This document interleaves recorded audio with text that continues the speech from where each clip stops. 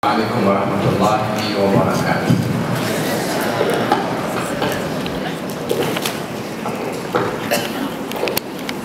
Imam Syafi'i satu peristiwa dia dituhmah oleh orang-orang yang tidak menyukai kepada Imam Syafi'i ketika berada di Yaman.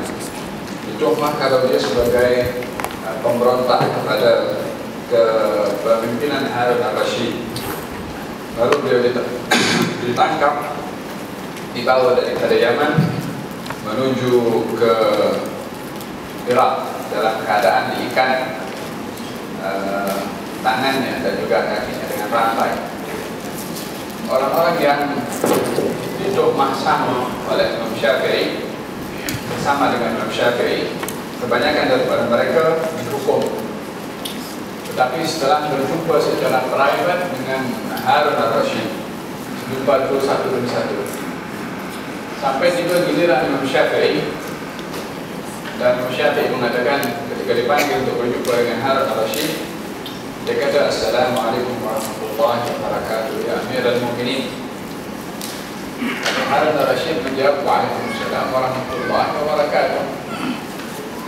Kata Imam Syafi'i mengatakan, "Adapun saya sudah mendengar jawaban salam daripada kamu, wahai Amirul Mukminin, maka saya lebih merasa terjamin keselamatan sebab kamu yang memberi jaminan keselamatan dengan jawaban salam kamu kepada saya."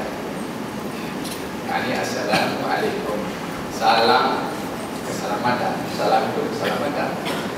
Sementara yang lain itu sebelum Imam Syafi'i yang masuk tak salam, dia tak selamat, kena hukum oleh Harun al-Rashid.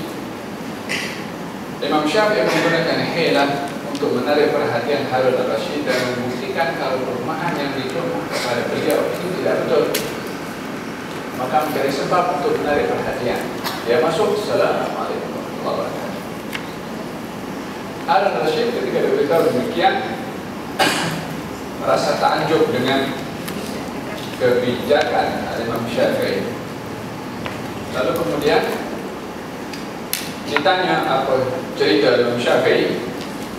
Ternyata dapat dipastikan kalau tuhmahan yang dituhmahkan kepada beliau itu adalah tidak benar.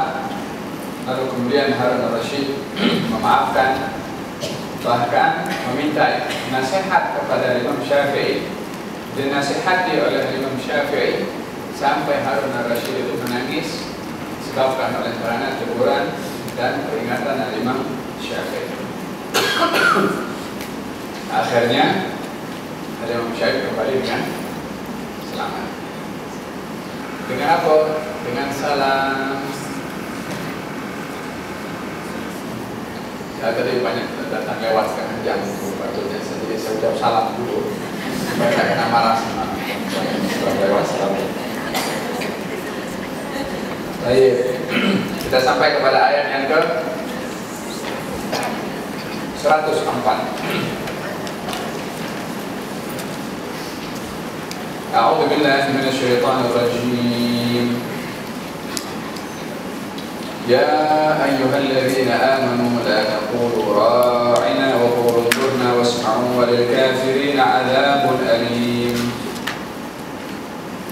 ما يود الذين كفروا من أهل الكتاب ولا المشركين أن ينزل عليكم من خير من ربكم والله يختص برحمته من يشاء والله ذو الفضل العظيم ما ننسخ من آية أو ننسها نأتي بخير منها أو مثلها ألم تعلم أن الله على كل شيء قدير ألم تعلم أن الله له ملك السماوات والأرض وما لكم من دون الله من ولي ولا نصير. Wahai orang-orang yang beriman,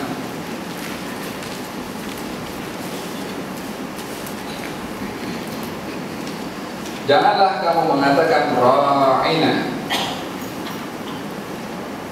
yakni jagalah kami.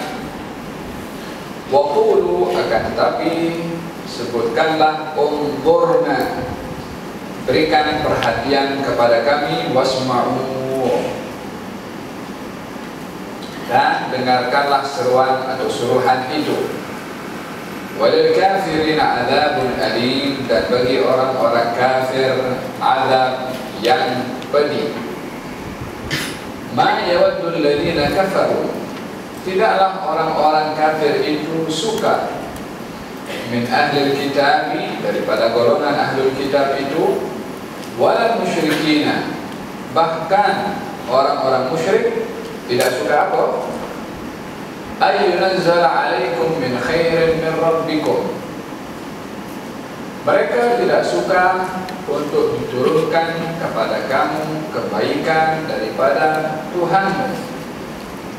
Wallahu yakhtassu, sesungguhnya Allah mengistimewakan, mengkhususkan birahmatihi, dengan rahmatnya, man yasha, sesiapa yang dikehendaki.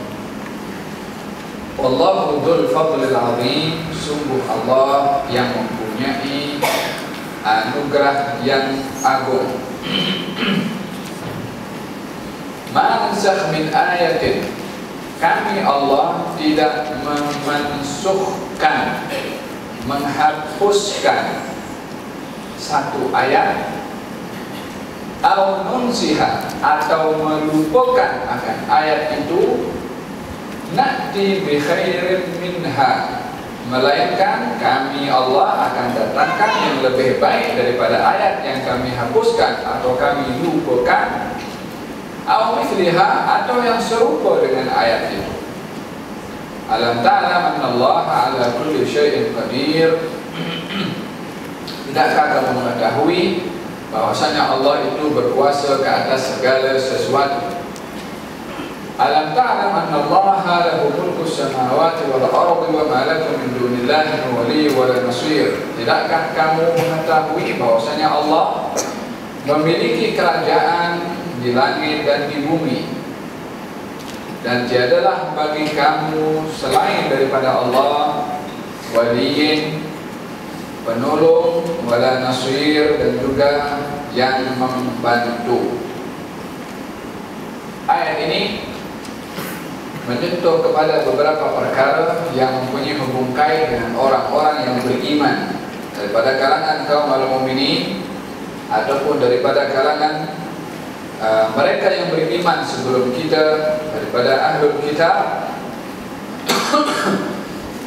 akan beberapa perkara yang telah disuruh oleh Allah Subhanahu wa taala kepada mereka. Al-Imam Ibnu Katsir mengatakan di sini,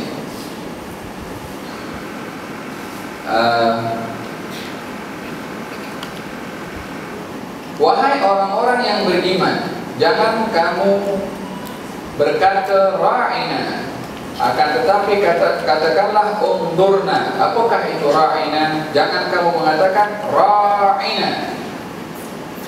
Kata Sayyidina Abdullah bin Abbas, ra'ina itu artinya adalah ari'na sam'aka, yakni berikan, serahkan kepada kami pendengaran kamu, yakni yang menarik perhatian seseorang yang diajak berbicara untuk menyerahkan telinganya mendengar apa yang akan disampaikan. Kalimat itu dilarang, disuruh untuk menggantikan kalimat itu dengan kalimat undurna, yakni berikan pandangan kamu untuk memperhatikan.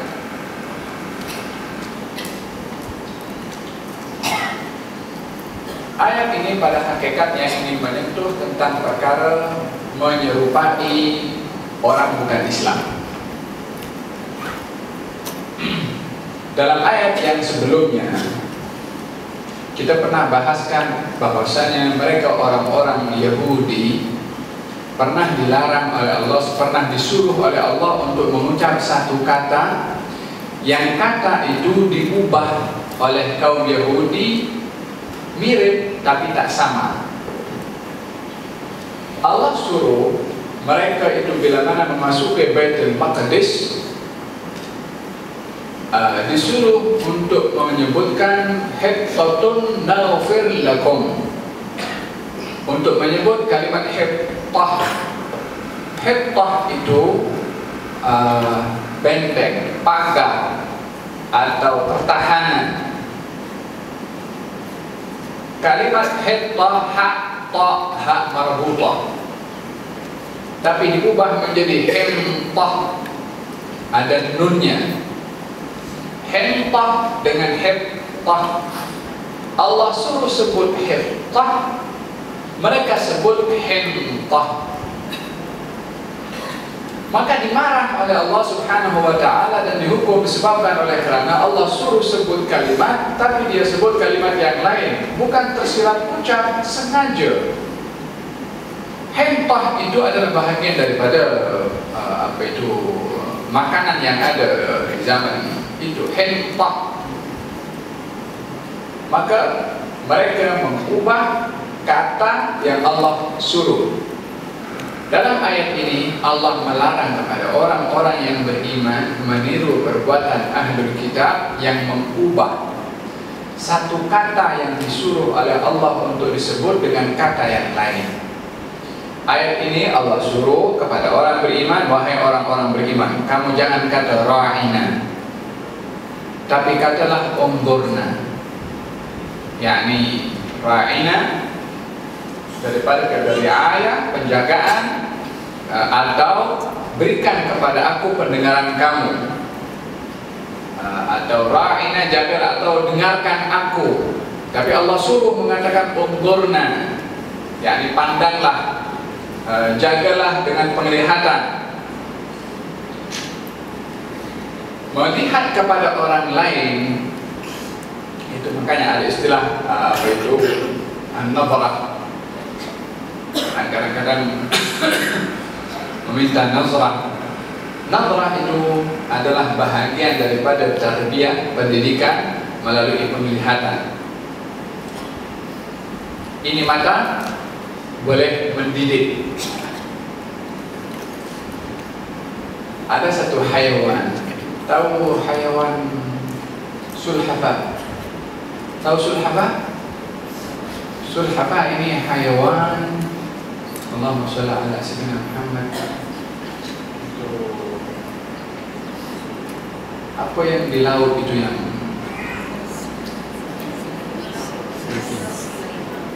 yang kalau berjalan dengan rumahnya itu apa? Kura-kura. Bahasa Arabnya sulhafah. Itu sulhafah. Dia kalau ingin mendidik kepada anaknya, dididik dengan mendidik kepada anaknya dengan matanya. Kebanyakan haiwan-haiwan yang lain dididik dengan diberi makan sampai dewasa. Burung kalau dah boleh terbang sendiri, lepaskan khalas. Tapi sulhafah mendidik kepada anaknya setelah bertelur dengan matanya. So mata ini, bila mana dikatakan melihat, itu artinya nazar, memandang. Hikmah daripada memandang ini adalah mempunyai makna tarbiyah kepada orang yang dipandang. Oleh mereka para masyayikh atau guru-guru itu bila mana mengajar kepada anak muridnya, bukan hanya ilmu yang tersalur melalui lisan, tapi juga cara pendidikan melalui pandangan. Macam mana boleh mendidik orang melalui pandangan? Itu kura-kura boleh, takkan manusia tak boleh. Tapi bukan semua manusia boleh. Manusia yang ada connection dengan Allah, yang tidak memandang kepada sesuatu kecuali pandangannya itu mempunyai makna. Dia tidak tengok kepada apa yang nampak dalam mata kasar ini adalah tembok masjid 4 persegi, tentunya ada kubah. Dengan orang melihat ini Baitullah, ini adalah apa yang nampak ini adalah mempunyai setiap setiap dinding yang ada tersimpan jutaan pasir. Orang yang menyumbangnya itu akan diganjar oleh Allah Subhanahu wa ta'ala. Kalau Siti Aisyah ketika memberikan satu korma kepada pengemis, kata pengemis itu, tengok satu korma aja. Kata Siti Aisyah, itu dalam satu korma itu ada berapa bilion biji atom yang kalau dihitung satu demi satu menjadi satu korma ya. Allah berfirman dalam Quran, "Faman ya'mal mithqala dzarratin." Barang siapa orang berbuat amal baik sebesar biji darah, Daripada kebaikan dia akan tengok itu satu korma berapa darah yang ada di dalamnya. Dan seseorang dengan matanya itu melihat kepada sesuatu, masing-masing ikut kadar pengetahuan dan ma'rifatnya kepada Allah Subhanahu wa ta'ala, maka kadar itu yang akan memberikan mata ini menilai kepada apa yang dinampak oleh mata. Faham tu? La taqulu ra'ina wa qulu dhurna. Yani dilarang oleh Allah Subhanahu wa ta'ala untuk meniru perbuatan orang-orang ahlul kitab atau orang-orang kafir, cara ucapan mereka maka dilarang kepada kaum mukminin. Man tashabbaha biqaumin fahuwa minhum. Barang siapa orang yang meniru kepada orang lain, maka dia bahagian daripada golongan orang itu. Usahakan kita tak sama dengan orang-orang yang bukan Islam, kecuali perkara-perkara yang memang sesuai dengan Islam. Bukan semua yang datang daripada bukan Islam itu kita kena mesti tolak, dan juga tidak semua yang datang daripada mereka mesti kita terima. Dan mizannya, timbangannya itu adalah syariat kita. Apa yang baik daripada mereka dan sesuai dengan kita punya syariat, maka dalam hal itu kita mengambil bukan karena itu datang daripada orang kafir, tapi oleh karena itu bahagian daripada ajaran yang ada dalam kita punya syariat. Tapi juga pun kita tidak menerima atau menolak 100%. Tak menolaknya pun disebabkan oleh karena bercanggah dengan syariat.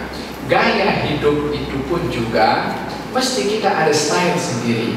Style sendiri saya punya maksud itu adalah tidak meniru kepada mereka atau tidak menggunakan kita punya gaya hidup itu, kecuali apa yang kita ambil daripada cara hidup itu sesuai dengan apa yang telah diajar oleh Nabi SAW.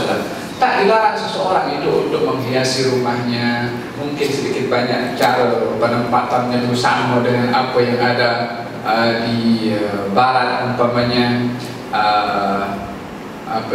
tapi cara disiplin Islam itu mesti ada. Contoh mudah saja yang banyak saya tengok di sini, walaupun lebih banyak lah, desain rumah.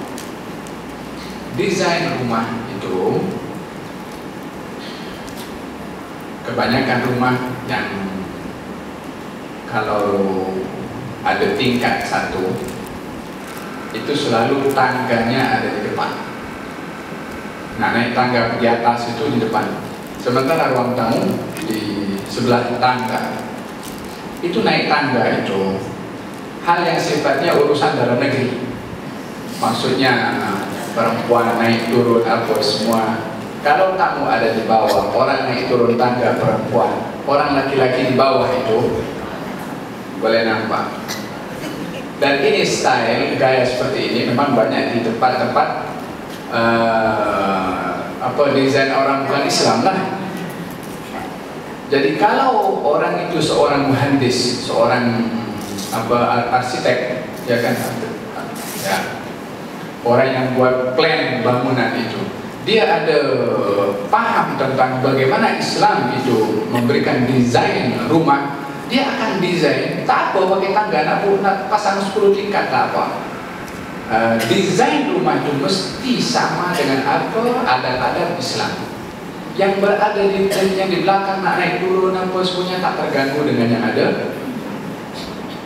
Desain rumah untuk menerima tetamu laki-laki dengan perempuan. Contoh yang mudah sajalah, yang mungkin kurang diambil perhatian oleh ramai orang Islam sendiri.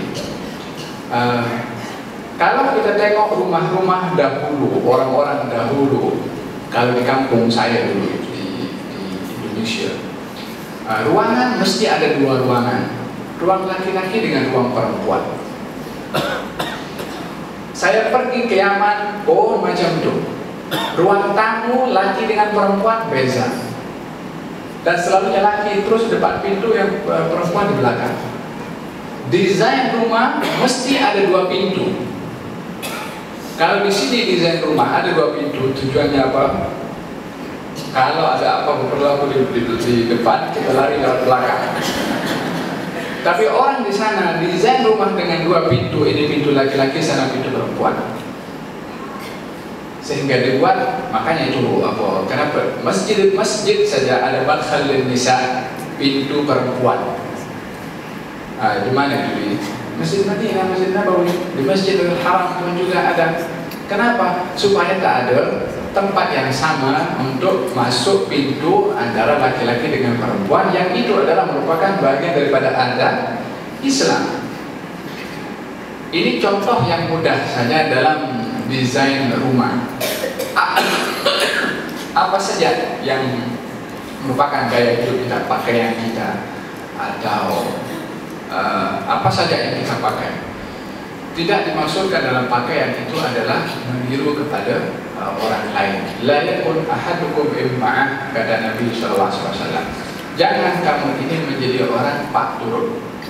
Kalau orang baik, kamu baik. Orang tak baik, kamu tak baik. Tapi Nabi suruh kita ada prinsip. Orang baik, buat baik. Orang tak baik, tetap kita berbuat baik. Macam mana kita akan tetap kalau kita ada prinsip? Nah, itu. Dan dalam hadis yang lain ini berkenaan dengan menyerupai kepada, saya katakan menyerupai orang bukan Islam. Tidak semuanya itu ditolak dan tidak semuanya diterima. Apakah timbangan untuk menerima dan ditolak? Kita punya syariat.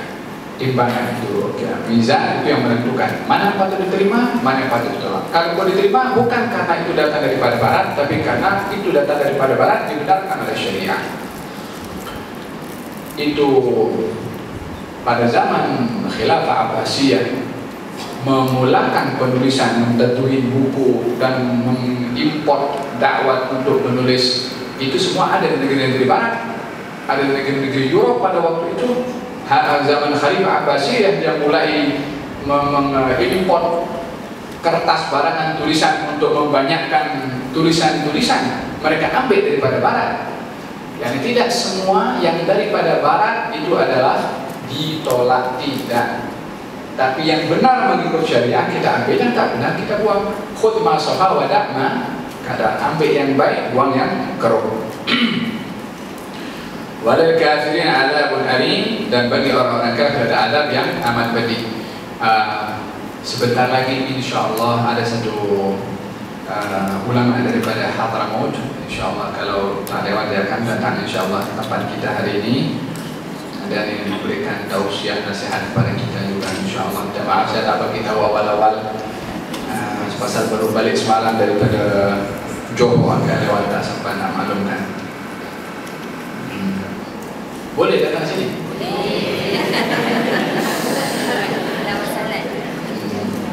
Baik. Ma yawaddu alladhina kafaru min ahli al-kitabi wal musyrikin ay yunzal 'alaykum min khairin min rabbikum. Ma yawaddu alladhina kafaru, orang-orang kafir itu tidak suka. Siapakah orang kafir itu? Ahlul kitab dan musyrikin. Tidak suka apa? Kebaikan diberikan oleh Allah kepada kamu. Orang kafir, yang pertama Allah beritahu di sini, orang-orang kafir tidak suka kebaikan Allah berikan kepada kamu. Siapa orang kafir? Ahlul kitab, Yahudi dan juga Kristen, termasuk orang-orang musyrik. Kenapa Yahudi dan Kristen dikatakan orang-orang kafir? Disebabkan oleh kerana bagi kaum Kristen dikatakan kafir disebabkan menjadikan untuk Allah Subhanahu wa ta'ala unsur ketuhanan kepada bukan Tuhan, yaitu Nabi Isa alaihissalam, yang menyekutukan Allah Subhanahu wa ta'ala dalam ketuhanannya, maka dia adalah kafir. Adapun kaum Yahudi kafir disebabkan oleh kerana bukan karena tidak mengesahkan Allah. Kaum Yahudi mengesahkan Allah, tapi tak beriman kepada Rasulullah SAW. Ini iman tak boleh dipisahkan antara Allah dengan Rasulullah. Yang beriman kepada Allah sahaja, tidak beriman kepada Rasulullah, kafir. Yang beriman kepada Rasulullah tak beriman kepada Allah, itu tak pernah wujudlah. Ada orang yang iman kepada Rasulullah tak beriman kepada Allah, tak ada. Tapi yang ada, ada orang beriman kepada Allah tapi tak beriman kepada Rasulullah, seperti Yahudi pun juga kafir. Dalam ayat ini Allah yang mengisytiharkan kalau ahlul kitab Yahudi dan Kristen itu adalah kafir, tapi sebabnya berbeza. Agamanya satu, tapi sebab kekufurannya berbeza. Kufurnya Yahudi tidak beriman kepada Rasulullah, kufurnya Kristen dengan dua sebab: sudah tak beriman kepada Rasulullah, menisbahkan kepada Allah unsur ketuhanan, kepada selain Allah unsur ketuhanan, maka dengan demikian dia telah menyekutukan Allah Subhanahu wa ta'ala. Wal musyrikin, adapun orang-orang musyrik adalah orang yang memang menjadikan Tuhan bersama dengan Allah. Kalau Kristen meletakkan ketuhanan kepada seseorang makhluk, tapi bukan bukan menjadikan Tuhan tandingan kepada Allah. Kalau musyrik menjadikan Tuhan tandingan kepada Allah, tapi kalau Kristen menjadikan Tuhan cawangan kepada Tuhan, yaitu Nabi Isa anak kepada Tuhan. Itu Isa Tuhan, Allah pun Bapa, menjadikan Tuhan bersama Tuhan. Berhala yang disembah itu dijadikan Tuhan, dianggap sebagai Tuhan oleh mereka kaum al-musyrikin. Ini yang dikatakan mereka itu musyrik. So ada beza kan? Kafir itu orang kafir, dia merangkum Yahudi, Kristen, musyrik, Majusi, menyembah matahari, menyembah api, semua itu namanya kafir. Kalau dikatakan ahlul kitab, maka dia terbagi menjadi dua bahagian, Yahudi dan Kristen. Yahudi kafir sebab tak beriman kepada Rasulullah, Kristen kafir sebab menyembahkan kepada dengan Allah Subhanahu wa ta'ala unsur ketuhanan kepada makhluk, yaitu Nabi Isa alaihissalam. Adapun musyrik daripada asyraka, yang menyekutukan. Musyrik itu yang menyekutukan. Siapa mereka yang menyekutukan? Termasuk daripada orang menyembah kepada berhala, yang menyembah kepada matahari, yang menyembah kepada api, menyekutukan Allah Subhanahu wa ta'ala dengan selain Allah Subhanahu wa ta'ala. Dan itu semuanya masuk dalam kategori kafir. Mereka itu tidak suka, kata Allah Subhanahu wa ta'ala, ayyunazzala 'alaikum min khairin min rabbikum, untuk kamu diberikan oleh Allah Subhanahu wa ta'ala al-khair.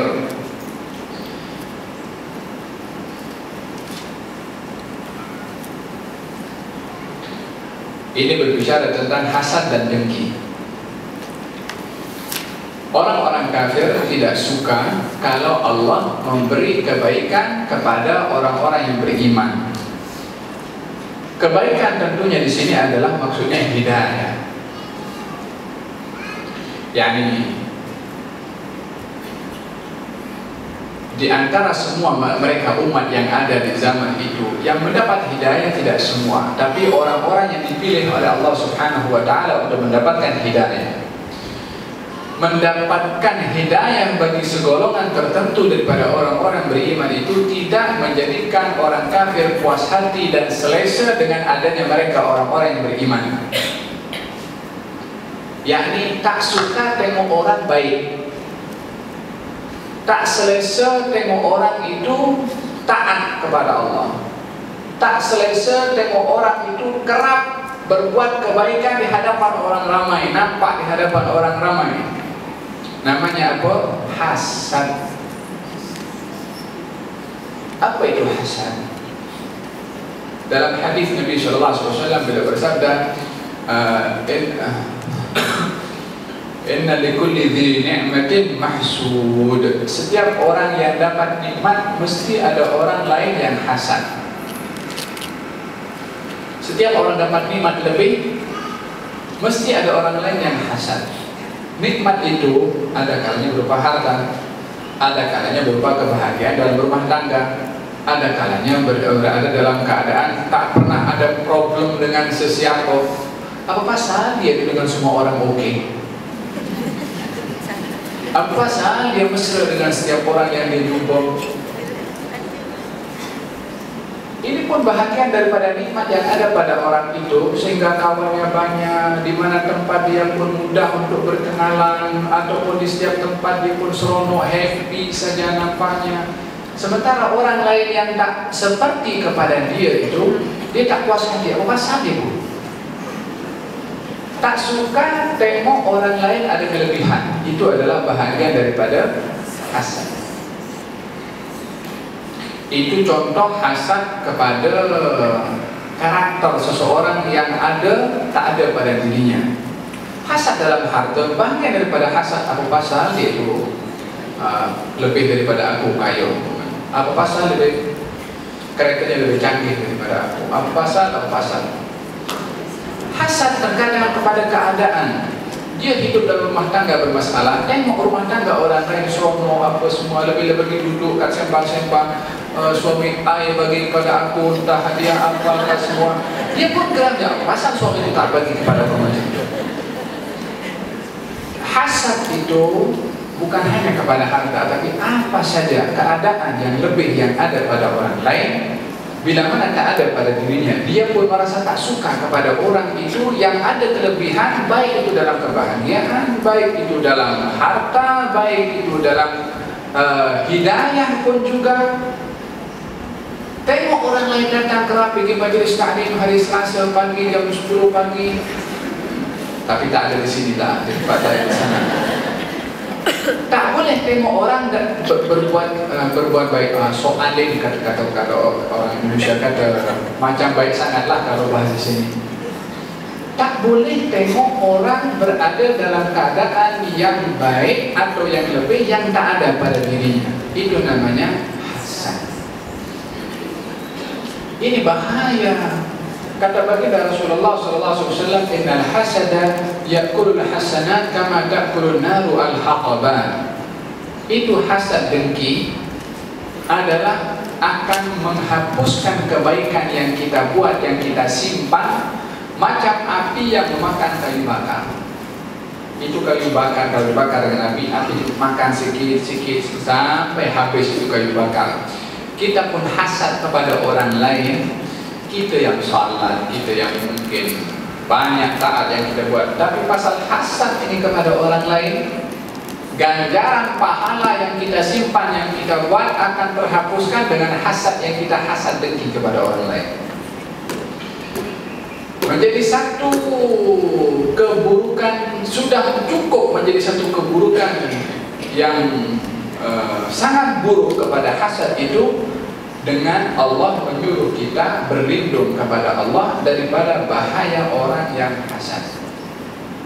Wa min syarri hasidin idza hasad. Aku berlindung kepadamu ya Allah daripada bahaya orang yang hasad bila mana dia mendengki. Subhanallah, kita selalu berlindung kepada Allah daripada syaitan. Kita berlindung kepada Allah daripada bala. Di antaranya perkara yang perlu untuk kita berlindung kepada Allah daripada bahaya orang yang hasad dengki. Sebab orang yang hasad dengki itu, yang dia mengikut kadar hasad dengkinya, semakin berkobar itu hasad dengki, tak akan terhapuskan hasad dengki itu kecuali dia sudah mendapati kepuasan di dalam dirinya itu kepada orang yang dia hasad dan dengki kepadanya. Apa kepuasannya? Kalau orang yang kita hasud, dengki kepada dia, ini nanti saya akan jelaskan bagaimana peringkat perbezaan hasad dalam harta dengan hasad dalam kebaikan. Justru lebih teruk hasad kepada kebaikan berbandingkan hasad kepada harta sahaja. Dan kepuasan yang ingin dicari oleh orang yang hasad adalah bila mana nikmat yang ada pada orang itu diangkat ataupun hilang, atau orang kita hasad kepadanya itu terkena musibah, yang musibah itu mengenai kepada apa yang kita hasad atau sebab yang kita hasad kepada dia, kita akan cakap pandan. Seseorang yang dihasati daripada segi penampilannya, kalau apa-apa berlaku kepada dia, tahu rasa.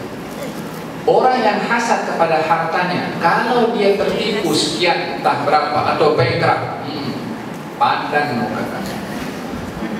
Kalau dia itu adalah hasad dalam kebaikan, dia pergi ke masjid umpamanya atau nak pergi tempat yang baik, la samahallah perkara berlaku di tengah jalan, coba dudukkan rumah, kan lagi selamat.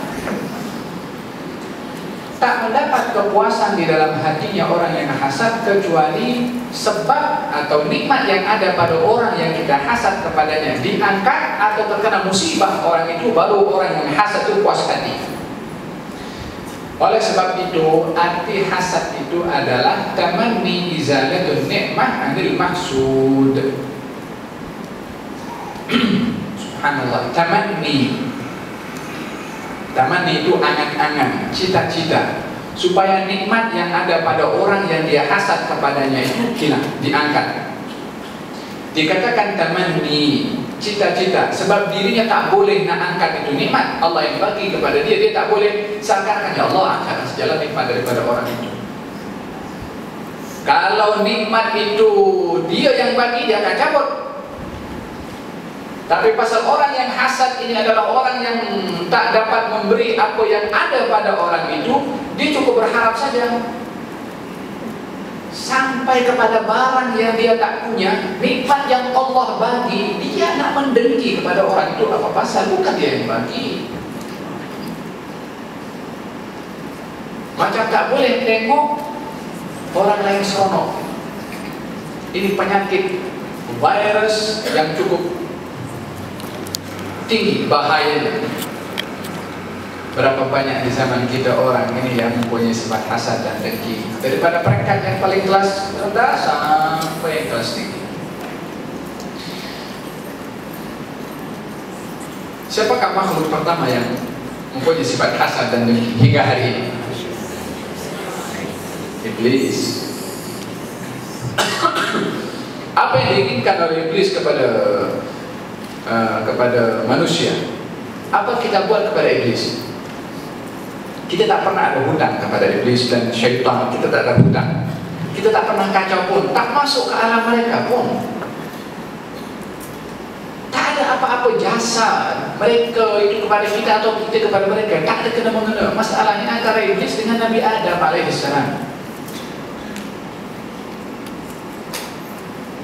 Disuruh sujud oleh Allah, tak nak. Kemudian Allah usir iblis. Iblis marah, dendam, dengki kepada Nabi Adam. Makanya apa dia kata? Aqni ila yaum yub'atsun, biarkan aku hidup sampai hari kiamat. Apa tujuannya? Nak kasih sesat bukan Nabi Adam saja, sampai keturunannya. Problemnya antara dua orang saja, iblis dengan Nabi Adam alaihissalam. Tapi hasad itu yang terlalu berkobar di dalam hati iblis, yang tidak puas hati kecuali menyesatkan Adam, bukan hanya Adam, sampai keturunannya hingga hari ini. Orang-orang yang terkena terpedaya dengan tipu daya iblis, korban dengkinya iblis. Wahakala. Bahaya hasad ini adalah amat tinggi resikonya. Yang pertama adalah menghapuskan ganjaran amal baik yang kita buat disebabkan oleh karena hasad dan dengki. Macam mana kita nak mengelakkan hasad dan dengki ini?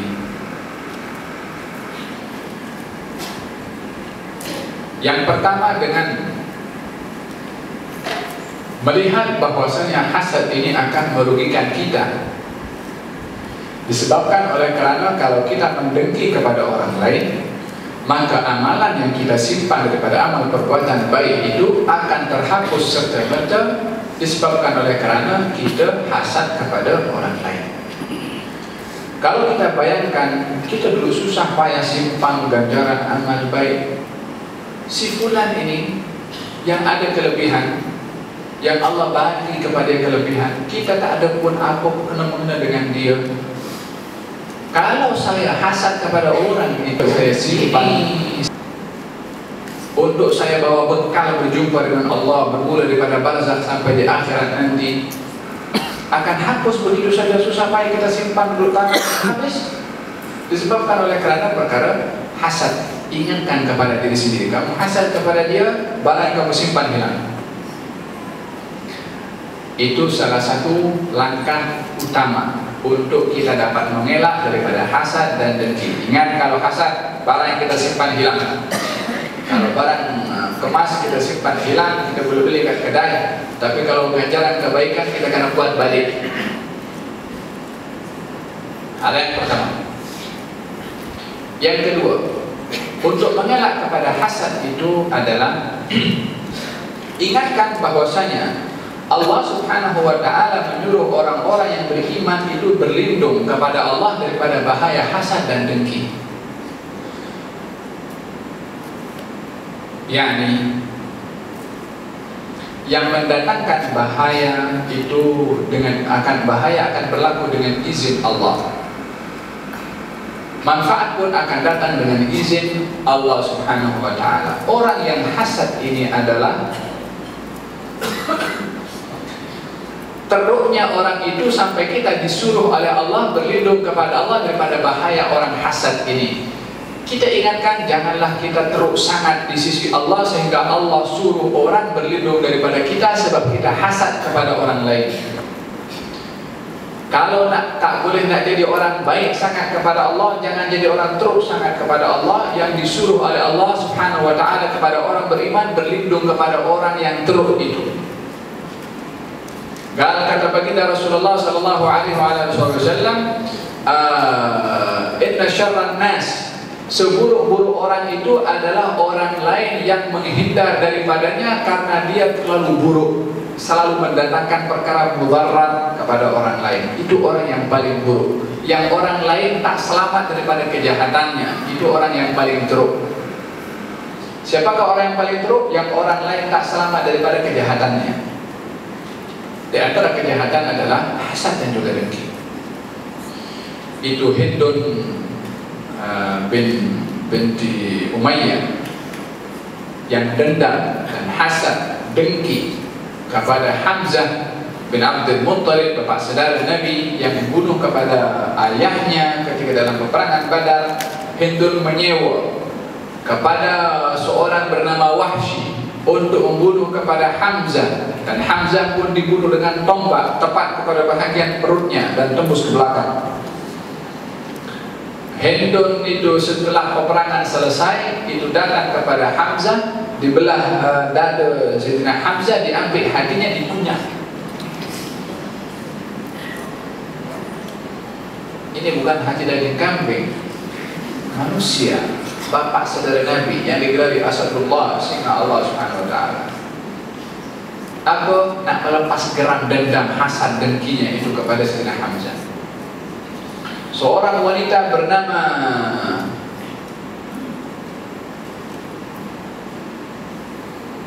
Sulafah, anaknya dua orang mati dalam peperangan Badar, berada bersama dengan saf kaum musyrikin. Yang membunuh seorang bernama Asim bin Thabit. Kata Sulafah mengatakan, siapa orang yang berjaya untuk membawa kepala Asim bin Thabit kepada aku akan beri kepada dia hadiah, dan aku akan minum arak daripada tengkoraknya Asim bin Thabit. Apa pasal? Hasad dengki. Itu Asim bin Thabit ketika dalam keadaan sudah dibunuh oleh orang yang berkhianat kepadanya dan ingin diambil oleh orang yang membunuh itu untuk dipotong kepalanya dan dibawa untuk dijual kepada Sulafah. Didapati Allah Subhanahu wa Ta'ala menghantarkan itu lebah untuk mengelilingi jasad Asim bin Thabit. Orang yang dekat disengat oleh lebah itu. Ini lebah padang pasir. Sengatannya pun sengatan padang pasir juga. Tak berani orang nak dekat. Mereka tahu ke tunggu petang nanti, lepas itu dah pergi, baru kita ambil. Petang mereka balik, didapati jasad Asim bin Thabit tak ada, dibawa oleh lebah. Faham tu? Yang kedua, untuk ini perlu latihan dia. Hasad ni bukan kita beli obat kat farmasi kasih hilang macam kita hilangkan stres, flu. Perlu riyadhah, latihan. Dia tak semudah yang kita bayangkan. Perlu kepada riyadhah, terapi. Kita dalam Islam, dalam tasawuf ada terapi juga untuk menghilangkan penyakit hasad. Di antaranya yang pertama tadi, bayangkan apa yang kita simpan akan hilang. Dengan apa? Dengan apa kita buat hasad lagi kepada orang lain. Ingatkan diri kita seperti itu. Yang kedua, jangan ingatkan kepada diri kita untuk tidak menjadi orang yang teruk sehingga Allah suruh orang lain berlindung daripada kejahatan kita, orang yang hasad kepada orang lain.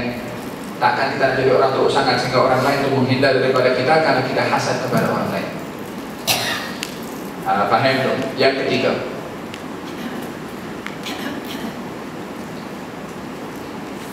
kita bila mana hasad kepada orang lain itu, apa yang ada pada orang lain bukan kita yang buat, tapi Allah yang bagi. Dengan kita hasad kepada orang lain akan kelebihan yang ada pada orang itu, secara tidak langsung kita itu mengatakan Allah tak betul letak benda itu kepada orang, kepada si fulan yang dia hasad kepadanya. Sebab dia tak suka akan nikmat kelebihan yang ada pada orang itu, yang mana nikmat yang ada pada orang itu, kelebihan yang ada pada orang itu yang bagi Allah. Seakan-akan kalau kita hasad akan kelebihan nikmat yang ada, orang yang ada kelebihan harta atau ada kelebihan dia punya pembawaan itu selalu orang friendly umpamanya. Kadang-kadang sifat itu dicemburui juga oleh orang lain. Yang bagi kepada dia sifat seperti itu, nikmat yang seperti itu, kelebihan yang ada, kebahagiaan yang ada pada orang itu di rumahnya, yang bagi Allah Subhanahu wa ta'ala, kalau kita hasad kepada dia, mengharapkan nikmat yang ada pada dia itu diangkat oleh Allah, seakan-akan kita mengatakan Allah tak betul meletakkan nikmat dan kelebihan kepada orang itu, sebab kita tak suka kepada apa yang Allah buat kepada orang itu. Sekarang yang jadi Tuhan siapa? Kita mendakwa diri kita Tuhan, semasa kita salahkan Allah Subhanahu wa ta'ala bagi nikmat kepada setiap orang. So bayangkan kita tegur dengan diri kita sendiri. Yani bila mana kamu hasad, kata Nabi SAW, maka kamu yakini bahwasanya apa yang ada dalam diri kamu itu adalah benar. Faham dong? Am yahsudun an-nasa ala ma atahumullah min fadlihi. Kata Allah dalam Al-Quran Al-Karim mengingatkan tentang orang-orang yang hasad. Am yahsudunan nasa, adakah mereka itu mempunyai hasad dan dengki kepada manusia ke atas apa? Ala ma atahumullah, atas apa yang Allah telah beri kepada mereka orang yang dihasadi itu, min fadli, daripada kurnia Allah. Allah nak bagi kepada sebulan sehat, walaupun dia punya ibadahnya biasalah yang wajib saja, kita yang mulai yang hadir majlis ta'lim, yang kita pergi ke Mekah bertahun-tahun, setiap tahunnya kita pergi, yang kita buat, tapi tak merasakan apa yang ada pada orang itu, yang tak ada kepada kita dan ada pada orang lain. Tidak menunjukkan kekurangan yang ada pada kita, kelebihan ada pada orang lain. Tidak. Orang itu diduga dengan kelebihannya, kita diduga dengan kekurangan kita. Sama-sama diduga apa yang istimewa kita dengan dia. Bagaimana berinteraksi dengan dugaan yang Allah bagi kepada kita, dan bagaimana dia berinteraksi dengan dugaan yang ada pada dia.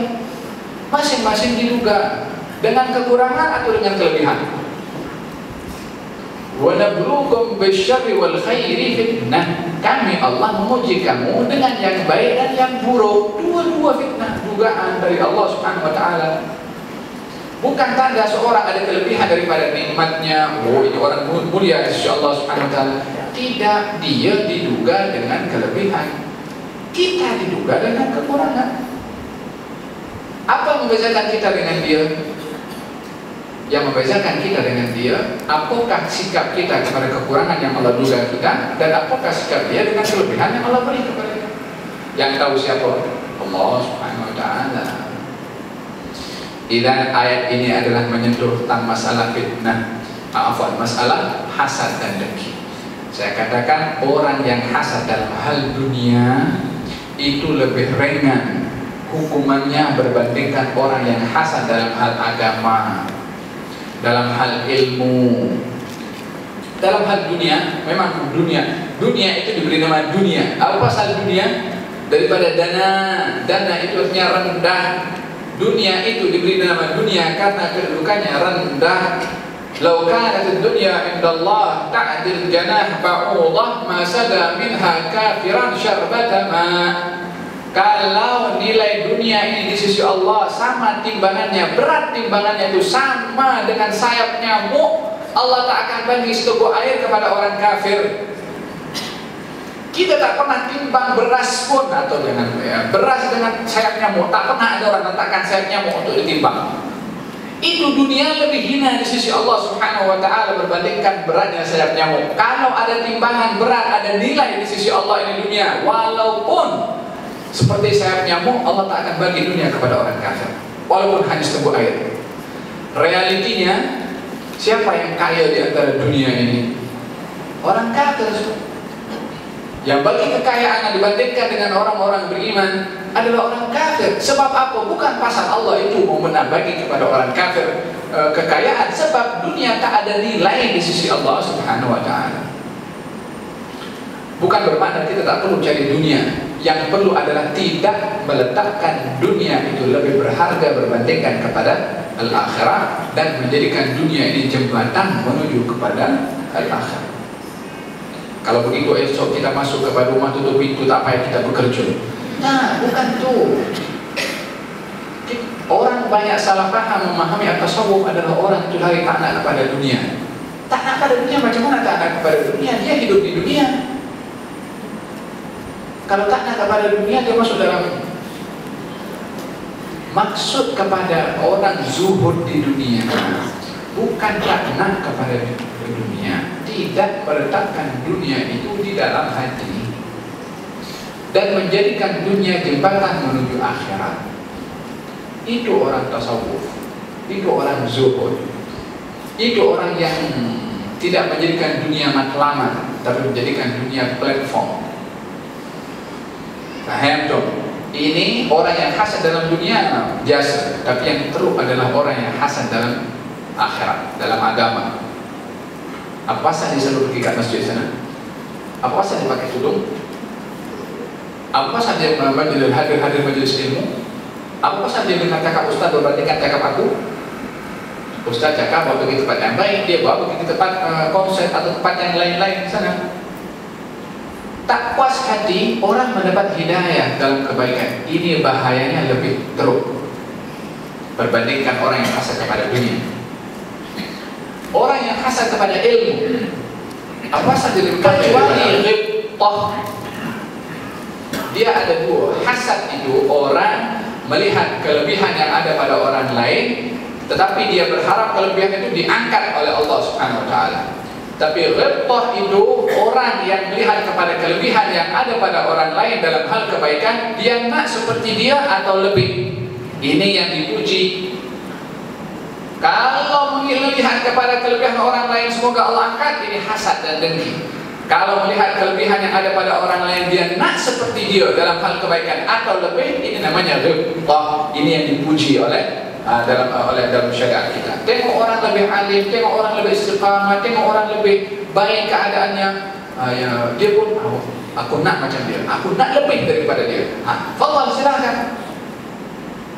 Faham tu? Kalau satu peristiwa di dalam beberapa riwayat ceritakan apa itu, ketika melihat seorang kaya bersedekah, maka dia mengatakan, kalau aku mempunyai kekayaan seperti orang itu, aku akan berinfak seperti orang itu. Dia miskin. Maka ketika melihat kepada siapa? Kepada Allah Subhanahu wa Ta'ala, mendengar kepada kata-kata orang itu, beritahu kepada Nabi kalau Allah Subhanahu wa Ta'ala sudah menerima sedekahnya. Dia kata, sedekah apa? Aku tak diberitahu oleh Nabi itu. Dia tak tahu sedekah apa. Dia beritahu keinginan untuk menjadi seperti orang itu dan bersedekah kepada kaum fakir miskin, dan Allah tahu kesungguhan niat orang itu untuk bersedekah. Allah sudah terima ganjaran sedekah orang itu walaupun orang itu tidak bersedekah. Ini namanya ghibtah, yang mengharapkan seperti orang lain dalam hal kebaikan dan diganjar oleh Allah Subhanahu wa Ta'ala. Habib Rahman masyhur sudah sampai, alhamdulillah. Dan ada berkenaan dengan masalah antara hasad dan juga ghibtah. Antara hasad dengan al-ghibtah dibahagikan menjadi dua bahagian. Hasad itu adalah tercela, sementara ghibtah itu adalah sesuatu yang terpuji. Ada berapa cara untuk kita nak mengelak daripada hasad? Ada 3. Yang pertama adalah mengingat bahwasanya hasad itu akan menyebabkan hilangnya ganjaran amal baik kita.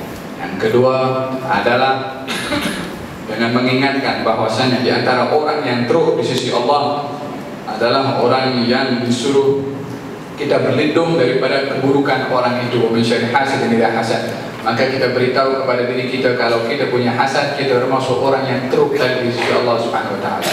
Yang ketiga, melihat bahwasanya kelebihan yang ada pada orang itu adalah Allah yang bagi. Kalau kita hasad kepada orang itu, seakan-akan kita protes kepada Allah Subhanahu wa Ta'ala, maka kita pun tidak langsung mendakwa diri kita ini adalah menyalahkan kepada Allah Subhanahu wa Ta'ala. Yang keempat dan terakhir adalah tengok apa yang boleh diberikan oleh Allah kepada orang yang tidak punya sifat hasad kepada orang lain, tak dengki kepada orang lain, bersih hati kepada orang lain. Apa yang akan diberikan oleh Allah Subhanahu wa Ta'ala berbandingkan kepada hasad itu, apa yang mengharapkan terangkatnya nikmat daripada orang itu, kita boleh ubah untuk menjadikan sebagai ghibtah. Aku nak jadi macam orang itu, bahkan lebih akan diganjar oleh Allah macam orang itu diganjar oleh Allah Subhanahu wa Ta'ala. Dan apa itu yang pada berapa empat tadi ya, berkenaan dengan masalah cara mengelakkan diri daripada hasad dan juga dengki.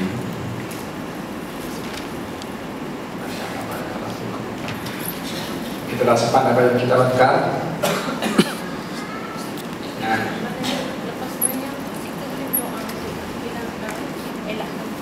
ya. Justru tempat yang digalakkan untuk kita berdoa dan tempat yang mustajab doa adalah doa selepas salat. Kita berlindung kepada Allah Subhanahu wa Ta'ala daripada bahaya hasad, baik kita yang hasad atau orang lain yang hasad kepada kita. Kadang-kadang bahaya orang hasad itu mengenai kepada kita juga. Berlindung kepada Allah daripada bahaya orang yang hasad bila mana menghasad. Wallahu ta'ala alam. Ini aku